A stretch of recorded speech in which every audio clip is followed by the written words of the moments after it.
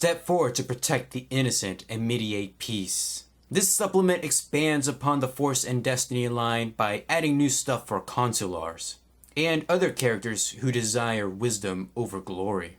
Summon the Force and ignite your blade as you bring justice to the galaxy. Discover the secrets of long-lost ages and train a new generation of Jedi.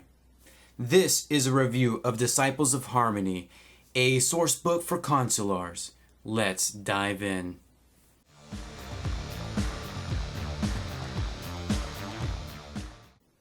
Here we have the Disciples of Harmony, a sourcebook for Consulars in the Force and Destiny role-playing game line. This was published in 2017 by Fantasy Flight, now Edge Studios. In case you didn't pick up on what Consulars are, there's a lengthy description in the introduction chapter, as well as their role in the Jedi Order. The Disciples of Law chapter is about new player options. First, we get the consular backgrounds, like Failed Initiate, Rogue Scholar, Relic Seeker, and Wandering Diplomat. These are purely for inspiration and don't have any mechanical benefits. We have a new morality table for consulars. Some are repeats, but with different fluff, but they are specific to consulars, at least. For emotional strength, we have things like reason, love, caution, cleverness, compassion, mercy, curiosity, pride, patience, ambition, charity, and discipline. And for emotional weaknesses, we have apathy, jealousy, indecision, sophism, hatred, naivete, obsession, arrogance, condescension, impatience, martyrdom, and intolerance. The three new species are Arcanians, Powans, and Causians. The Arcanians start with a 3 in intellect, a 1 in presence, and a 2 in everything else. They have a wound threshold and strength threshold starting at 10 plus the relevant characteristic and starting XP of 100. They begin the game with 1 rank in medicine, and they also have dark vision, which removes up to 2 setback dice due to darkness. The Causians start with a 3 in intellect, a 1 in brawn, and a 2 in everything else. Their wound threshold is 10 plus brawn, and their strength threshold is 11 plus willpower, but they start with 95 XP. They begin the game with 1 rank in knowledge lore, and they are strong backed, which increases their encumbrance threshold to 10 plus brawn. Powans begin the game with a 3 in willpower, a 1 in brawn, and a 2 in everything else. Their wound threshold is 12 plus brawn, their strength threshold is 8 plus willpower, and their starting XP is 95. They begin the game with 1 rank in either negotiation or coercion. They also have sensitive hearing. Powans add a boost die to all perception and vigilance checks they make as long as they are wearing their protective earpieces. If they are not wearing these earpieces, they do not gain the bonus, and they add threat to perception and vigilance checks they make instead. Disciples of Harmony adds 3 new specializations to the consular career, bringing the total up to 6. First, we have the Arbiter. The Arbiter's additional career skills are knowledge xenology, lightsaber, negotiation, and perception. For the first tier, we have sense emotions. Add a boost die to all charm, coercion, and deception checks unless the target is immune to force powers. There's savvy negotiator. Remove a setback die per rank of savvy negotiator from all negotiation and streetwise checks. A rank of grit, which if you don't know, it gives +1 strength threshold. And Nobody's Fool. May upgrade difficulty of incoming charm, coercion, and deception checks once per rank of Nobody's Fool. For the second tier, we have another rank of grit, and we've also got Congenial. May suffer a number of strain to downgrade difficulty of charm or negotiation checks to upgrade difficulty when targeted by charm or negotiation checks by an equal number. Strain suffered this way cannot exceed ranks of Congenial. We've also got Toughened, which if you don't know, you gain +2 wound threshold, and Reflect. When hit by a ranged attack, suffer 3 strain to reduce damage by 2 plus ranks in Reflect. You do need a weapon that can reflect, by the way. For the third tier, we have another rank of Savvy Negotiator, another rank of Nobody's Fool, and Parry. When hit by a melee attack, suffer 3 strain to reduce damage by 2 plus ranks in Parry. And for Parry, you do need a melee weapon or a lightsaber. We've also got Improved Sunder. So each advantage spent to activate a weapon's Sunder quality damages an item 2 steps instead of 1. For the fourth tier, we have another rank of Reflect, another rank of Savvy Negotiator, and we've also got Calming Aura. When an opponent targets character with a force power, reduced force pip generated by 1. We've also got Crucial Point. Once per session, the character may introduce to negotiations one potential concession that an opponent will do nearly anything to obtain. And for the final tier, we have Force Rating +1. We've got Dedication, which if you don't know, it gives a +1 to a single characteristic. This cannot bring a characteristic above 6. And we've also got Improved Savvy Negotiator. Make a hard negotiation check to convince one bystander per rank of Savvy Negotiator to see one of an opponent's points as maliciously unreasonable. And we have Aggressive Negotiations. Once per session, perform a hard lightsaber check to decrease the difficulty of all negotiation checks for the rest of the encounter by 2. Next, we have the Ascetic. The Ascetic's additional career skills are Athletics, Discipline, Resilience, and Vigilance. For the first tier, we actually have 2 ranks of Grit. We also have Physical Training, which adds a boost die per rank of physical training to athletics and resilience checks. And we have Confidence, may decrease difficulty of discipline checks to avoid fear by 1 per rank of confidence. For the second tier, we have another 2 ranks of Grit, as well as Force Protection. Perform the Force Protection maneuver. Suffer 1 strain and commit a Force die up to ranks of Force Protection. Increase soak by number of Force dice committed until beginning of the next turn. Suffer 1 strain every turn a Force die remains committed. We also have Go Without. Once per session, the character counts as having the right tools for the job when making a skill check. For the third tier, we have another rank of Physical Training, but we also have Meditative Trance. When suffocating, the character suffers 1 strain each round instead of 3. When exposed to vacuum, the character suffers 1 wound each round instead of 3. There's also Slippery Minded. If under the effects of a force power, perform the Slippery Minded action, make a hard deception check to immediately end the effects of power. And Intense Focus. Perform an Intense Focus maneuver. Suffer 1 strain and upgrade the ability of the next skill check once. For the fourth tier, we have Confidence. May decrease difficulty of discipline checks to avoid fear by 1 per rank of confidence. We have Mind Bleed. When attacked, the character may choose to suffer strain no greater than the number of wounds suffered from the attack. If he does so, the attacker then suffers a number of wounds equal to the strain suffered by the character. It should be worth mentioning that this specific ability will generate 1 conflict per session if a character actually opts into that. We also have another rank of Force Protection, and we also have Iron Soul. So when carrying items that total 2 encumbrance or less, at the end of each encounter, heal all strain the character is suffering. By the way, it does not work if a character suddenly drops all their items to get to 2 encumbrance or less. They actually have to possess 2 or less encumbrance worth of stuff for this ability to work. For the final tier, we have another rank of Dedication, another rank of Grit, a Force rating of +1, and Empty Soul. If the character is carrying items that total 2 encumbrance or less, add light or dark side pips to force power checks. Last but not least is the Teacher. The Teacher's additional career skills are Knowledge Education, Knowledge Lore, Leadership, and Perception. For the first tier, we have Researcher. Remove a setback die per rank of Researcher from all knowledge checks. Researching a subject takes half the time. We've also got Respected Scholar. May downgrade difficulty of checks to interact with institutes of learning by 1 level per rank of Respected Scholar. We have Sense Danger, so once per game, remove 2 setback dice from any 1 check. And we have Well-Rounded. Choose any 2 skills, they permanently become career skills. For the second tier, we have Well-Traveled, so Knowledge Core Worlds and Knowledge Outer Rim become career skills. We have a rank of Grit, we have a rank of Nobody's Fool, and we have Encouraging Words. After an engaged ally fails a check, may suffer 1 strain to assist that ally's next check this encounter as an out-of-turn incidental. For the third tier, we have a rank of Toughened. We've also got Skilled Teacher. If an ally at short range has lower ranks in a skill than the character, that character may perform a Skilled Teacher incidental to suffer a number of strain no greater than ranks of Skilled Teacher. Then add an equal number of successes to ally's next check. We have Master Instructor. Once per round, as an out-of-turn incidental, may suffer 2 strain to allow ally to use character's ranks in discipline for next discipline check the ally makes. And we have Now the Master. Once per session, choose one talent or force power that any character in the current encounter possesses. Gain that talent or force power until the end of the encounter. For the fourth tier, we have another rank of grit.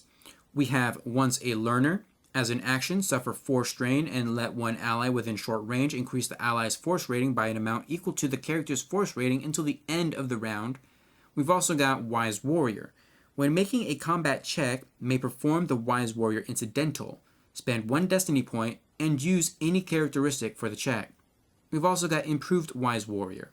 When performing the Wise Warrior incidental, one ally at short range may use the same characteristic for the next combat check the ally makes before the end of the character's next turn. And for the final tier, we have Dedication, another rank of Grit, Force Rating +1, and another rank of Skilled Teacher. We do have a new motivation for the Consulars called Growth. This includes things like Force Connection, Friendship, Hope, the Jedi Order, Life, Allies, Community, Knowledge, Wisdom or Experience, and Apprentice. We do have 2 signature abilities. Signature abilities are powerful, usually once per session abilities. These are attached to the bottom of a specialization that matches the career for that ability. There are also upgrades that you can purchase. The first ability is Much to Learn. Once per game session during an encounter, the character may spend 2 destiny points and make a hard knowledge education check. The character then chooses one talent that he possesses. For the remainder of the current encounter, one allied character within medium range counts as having that talent. If the talent is ranked, the allied character counts as having as many ranks in the talent as the character with the signature ability does. Note that if the character chooses a talent that modifies other talents such as improved or supreme versions, this does not give the allied character the base talent as well. So if a character gives an ally supreme scathing tirade, the talent would be useless for the ally. The ally does not have the Scathing Tirade talent and thus cannot perform the Scathing Tirade action to begin with. There are some upgrades for this one, such as Change Skill Knowledge. So instead of making a knowledge education check, you can actually make a different kind of knowledge check instead. You can even change the skill to Leadership instead of a knowledge education check. There's a Destiny Reduction upgrade, so instead of spending 2 Destiny points, you only spend 1. You can improve the talent. So if the character possesses the improved version of the chosen talent, allies affected by the Much to Learn base ability also count as having the improved version of the talent. There's an increased number, so you can increase the number of allies affected by the base ability by 2 per increased number upgrade. You can reduce the difficulty from hard to average, and then you've got the Supreme talent. So if the character possesses the Supreme version of the chosen talent, allies affected by the Much to Learn base ability also count as having the supreme version of this talent. The second signature ability is Unmatched Negotiation. Once per game session, as an incidental, the character may spend 2 destiny points. For the rest of the round, whenever that character makes a charm, coercion, deception, or negotiation check, the character downgrades the difficulty of the check the number of times needed to remove all red dice from the pool before rolling the dice. There are a few upgrades for this one as well, such as Add Triumph. Whenever the character fails a charm, coercion, deception, or negotiation check while Unmatched Negotiation is active, the character adds an automatic triumph to the result of the check. This does not add an additional success to the check, however. There's a reduced destiny cost. There's an increased duration, so it lasts for an additional round per duration upgrade. There's an increased effect, so while Unmatched Negotiation is active, allied characters engaged with the character who make negotiation, charm, deception, or coercion checks may downgrade the difficulty of those checks once. And there's Remove Setback upgrade. So when making a skill check affected by Unmatched Negotiation, the character removes a single setback dice. In addition, Disciples of Harmony adds 2 new force powers, Imbue and Ebb and Flow. The basic power of Imbue can be used in one way, to boost the characteristic of one nearby ally. So the user may spend 2 force pips to increase one of another engaged character's characteristics by 1 to a maximum of 6 until the end of the force user's next turn. This can only be used once per target per encounter. If the user used a Darkside pip to generate the force, the target increases a second characteristic by 1 until the end of the user's next turn, but both the force user and the target suffer 3 strain. And then we have the typical line of upgrades like Control, Duration, Mastery, and Range. We also have a strength upgrade as well. The basic power for Ebb and Flow can be used either to empower the user or to sap strength from the user's foes. The basic power has two ways to spend force points. First, we have Ebb. When the force user makes a skill check, he may roll an Ebb power check as part of the roll. The user may spend force to suffer one strain, then inflict one strain on all other engaged targets. The force user may not activate this multiple times, so one is all you get. Then there's Flow. When the force user makes a skill check, he may roll a flow power check as part of the roll. The user may spend force to heal one strain. The force user may not activate this multiple times. In addition, we have all these standard upgrades such as range, strength, magnitude, and mastery. And it's kind of different for each of the abilities. So it's kind of like two abilities that kind of do opposite things. Tools of Judgment serves as the gear chapter for Disciples of Harmony. For ranged weapons, we have the AJ-23 concussive rifle, the Cryoband rifle, the IDX-9 ion stunner, the Spore stun grenade, the spray foam grenade, and the spray rifle. For melee weapons, we have the Borstel neuronic lash, the Fear stick, and the Z6 riot control baton. It should be worth mentioning that all of these weapons are actually stun weapons, which is very unique.